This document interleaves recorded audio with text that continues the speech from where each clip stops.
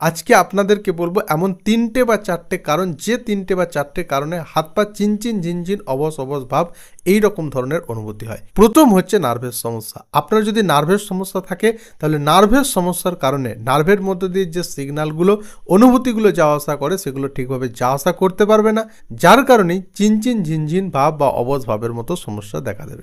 2 নম্বর যে প্রধান কারণ সেটা হচ্ছে আপনার শরীরে যদি হিমোগ্লোবিনের মাত্রা, রক্ত যদি নর্মালের থেকে কম হয়ে যায়, হিমোগ্লোবিনের মাত্রা যদি নর্মালের থেকে কম হয়ে যায়, তাহলে আপনার সারা শরীরে পুষ্টি উপাদান এবং অক্সিজেন ঠিকঠাকভাবে পৌঁছাতে পারবে না, যার কারণেই চিনচিন ঝিনঝিন অবশ অবশ ভাব দেখা দেবে। বন্ধুরা, 3 নম্বর যে প্রধান কারণটা সেটা হচ্ছে ভিটামিন B12 এর ডেফিসিয়েন্সি বা অভাব। আপনার শরীরে যদি ভিটামিন B12 এর অভাব দেখা দেয় তাহলেও আপনার সারা শরীরে চিনচিন ঝিনঝিন অবশ অবশ ভাব দেখা দিতে পারে। 4 নম্বর প্রধান কারণটি হচ্ছে মানসিক চাপ।